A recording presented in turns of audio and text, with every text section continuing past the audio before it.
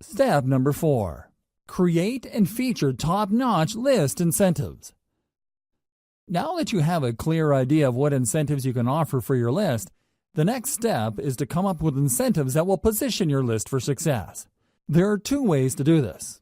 As I've mentioned in step number 3, you can just go through the list of incentives and pick which ones work the best with your particular traffic source. The alternative is to simply do what your competitors are doing.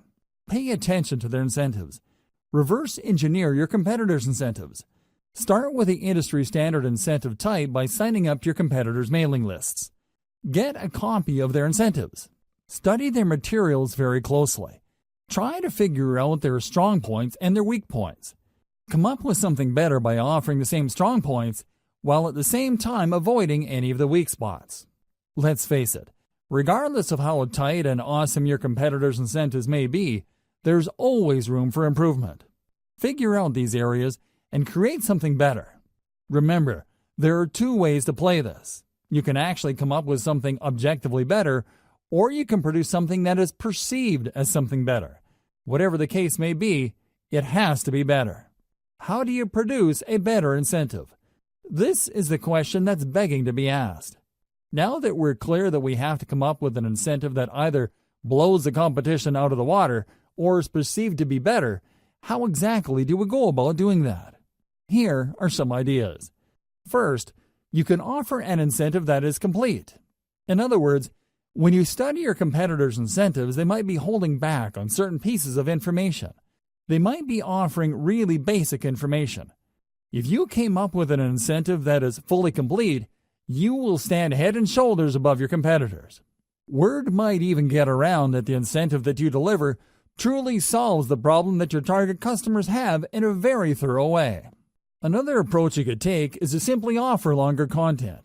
For example, if your biggest competitor is offering a free booklet that lists out 10 solutions to potential list members' problems, offer a booklet that offers 20, 30, or even 50 solutions. The key here is to come up with an incentive that, on face value, is so vastly superior that people can't help but sign up for it. Don't just go with doubling your competitor. Blow them out of the water by a magnitude of 5 to 1 or 10 to 1. If the industry standard is to offer 10 solutions, come up with 50 or even 100 solutions. Like it or not, people tend to equate longer products with higher value products. Of course, you and I know that this is not necessarily the case, but there is that mental bias. Alternatively, you can offer an incentive that is more engaging to people. For example, the industry standard in your niche might involve really complicated or jargon-filled materials for all sorts of products. When you read through this, it seems like you have to be some sort of brain surgeon or a rocket scientist to make heads or tails of these materials. What if you were to come up with an incentive that is written in plain 8th grade English and actually engages people on an emotional level? Your incentive will blow everybody else away because your stuff is more accessible and easier to process. What use is a seemingly complete incentive when it's written in ancient Greek? Do you see where I'm coming from? Focus on engagement. Understand that the people who will be downloading your incentives are flesh and blood human beings with real problems. Start there. Finally, you can offer basically the same industry standard incentive as your competitors, but you packaged it better.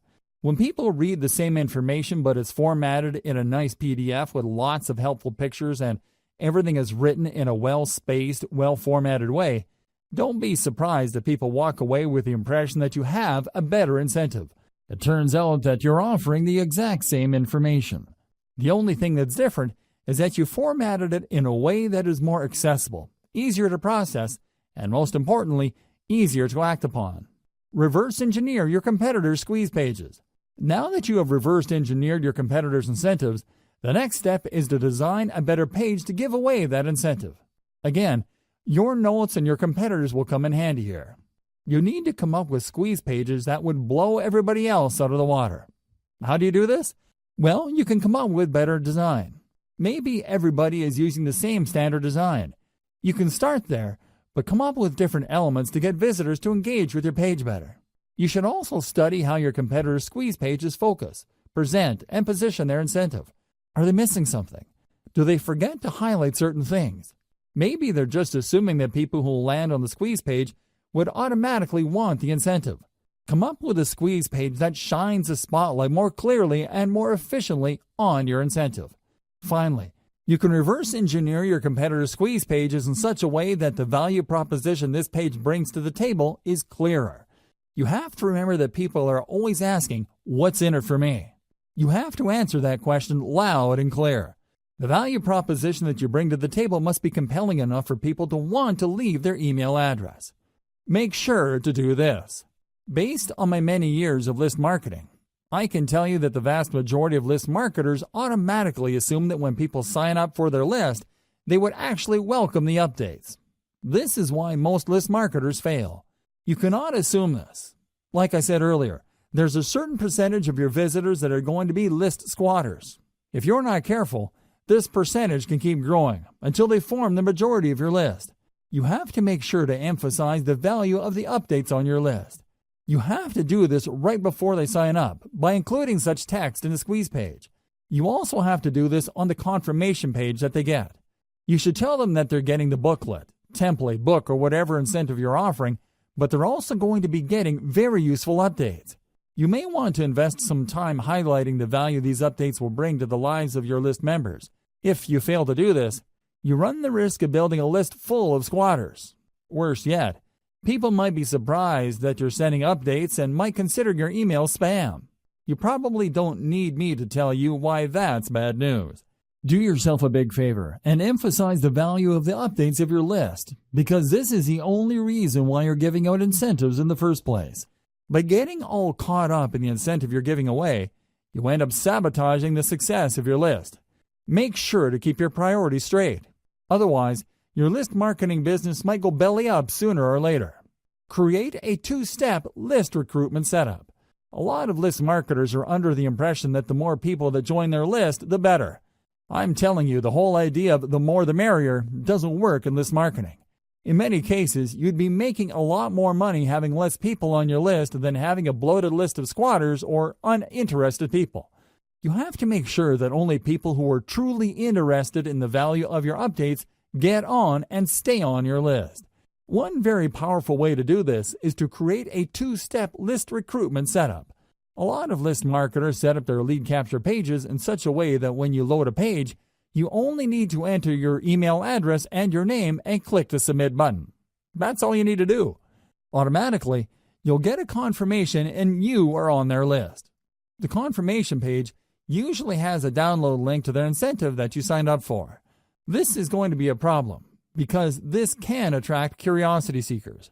This can attract people who are not really all that interested, but are just curious as to the incentive that they would get. In other words, you risk attracting all the wrong eyeballs. You have to set up your list in such a way where the prospect has to click a button to get to the form.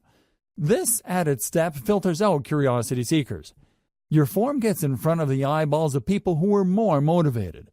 They have to read an ad or a text that spells out the opportunity and benefit of your list. They then click through to get to the squeeze page form. In other words, you qualify them before you sign them up to your list. Either way, if you do this right, your form should talk about the benefits of the mailing list. This two-step process can go a long way in eliminating curiosity seekers and ensuring that people who sign up for your list are more likely to read your updates. Modern email marketing.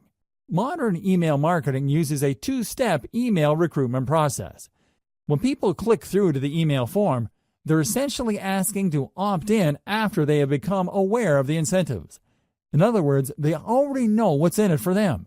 They are looking to establish a relationship with you. They want to give you permission to continue talking to them. Using this two-step process is less intimidating, and they also are given the impression that they're calling the shots. It's their choice whether to click through to the form or not.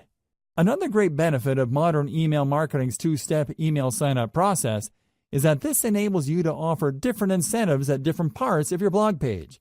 When people load your content, they see different ads for different lists. When they read the ad, they learn about the value that the list would deliver, and then they click through to join that list. You get a lot of control over your mailing list because you can qualify people based on their interest. Different people with different needs would sign up to different lists. This segmented email marketing approach can lead to higher conversion rates. Instead of just dumping everybody who's interested in a wide range of problems related to your niche on one general mailing list, you end up with highly filtered lists speaking to different problems. You can then offer laser-targeted solutions to each of these lists and walk away with better conversions.